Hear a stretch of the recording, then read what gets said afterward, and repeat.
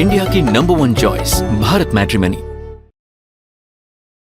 और अब आगे बढ़ेंगे। अजीत पवार प्लेन क्रैश पर बड़ा दावा। अजीत पवार के विमान क्रैश में साजिश, क्योंकि बड़ी खबर है, भतीजे रोहित पवार को साजिश की आशंका है।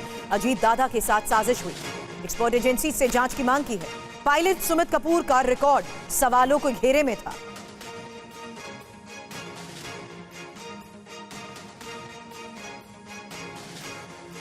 एक तो जो वीएसआर नाम की कंपनी है, वो जिस तरीके से ऑपरेट करती है उसमें बहुत सारे इश्यूज है, बहुत सारे शॉर्टकट्स ये कंपनी वहां पे इस्तेमाल करती है, मेंटेनेंस में बहुत सारे इश्यूज है। तो हमें ये विषय में इन्वेस्टिगेशन करते वक्त वीएसआर इस कंपनी को प्रॉपरली इन्वेस्टिगेट करने की जरूरत है। यूरोपियन जो एविएशन एक एजेंसी है, उन्होंने वीएसआर को बैन किया है। उनका जो भी ऑपरेटिंग लाइसेंस है यूरोप का, वो कैंसिल किया गया है और उस तरीके का नोटिस डीजीसीए को भी दिया है। ये कब के एक्सीडेंट के लिए? 2023 के एक्सीडेंट के लिए। लेकिन अभी तक डीजीसीए ने कोई भी वहां पे एक्शन नहीं ली और वीएसआर के माध्यम से भी अभी तक यूरोपियन एजेंसी को इंफॉर्मेशन दी नहीं गई। और 2023 में जो मुंबई में एक्सीडेंट हुआ था और दादा का जो एक्सीडेंट हुआ था, वो सेम कंपनी के प्लेन थे। ये जो पायलट है, उनको अल्कोहलिज्म का थोड़ा सा गलत अनुभव उनका था। इंफॉर्मेशन उसके बारे में बहुत सारी है और उसी के साथ जो ट्रांसक्रिप्ट में पाठक मैम जो है, जो वैमानिक को पायलट है, उनका आवाज आ रहा है, लेकिन कॉकपिट में और किसी का आवाज वहां पे पीटीटी के माध्यम से वहां पे सुनाई नहीं दे रहा।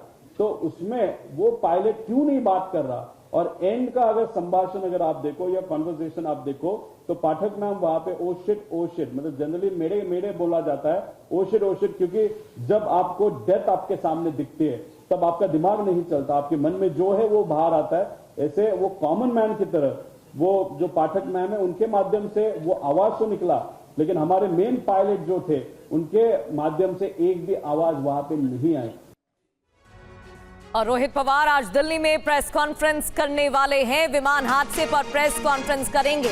रोहित पवार को आप सुन रहे थे। एनसीपी शरद गुट के नेता, उनकी तरफ से कई सवाल खड़े किए गए हैं। इससे पहले शरद पवार की तरफ से भी कई सवाल मामले पर उठाए जा चुके हैं।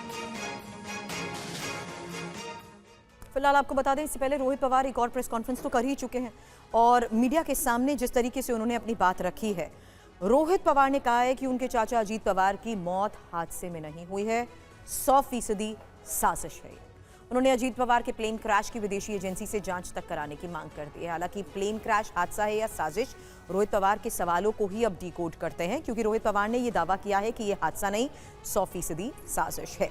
दूसरी बड़ी बात, उन्होंने पूरे हादसे की विदेशी एजेंसी से जांच कराने की मांग की है। तीसरी बड़ी बात, उन्होंने दावा किया कि एक राजनीतिक सलाहकार को अजीत दादा हटाने वाले थे। ऐसे में बड़ी साजिश संभव है। रोहित पवार ने यह भी सवाल उठाया और कहा कि प्लेन के पायलट कैप्टन सुमित कपूर कथित तौर पर नशे में थे या नहीं, इसकी भी जांच हो। पांचवी बड़ी बात, रोहित ने कहा कि टेक ऑफ से पहले पायलट आखिर क्यों बदला गया। बड़ी बात यह भी कि विमान का स्टॉल वार्निंग सिस्टम हादसे के वक्त क्यों बंद था, ट्रांसपॉन्डर क्यों बंद था, इस पर भी सवाल खड़े किए गए हैं रोहित पवार की तरफ से। विमान कॉकपिट वॉइस रिकॉर्डर यानी सीवीआर में कोई वॉइस रिकॉर्ड क्यों नहीं हो पाई है, यह भी शक जताया गया है। रोहित पवार ने कहा कि पायलट्स पर जल्द उड़ान का दबाव था, क्योंकि उन्हें अगली उड़ान के लिए पटना जाना था।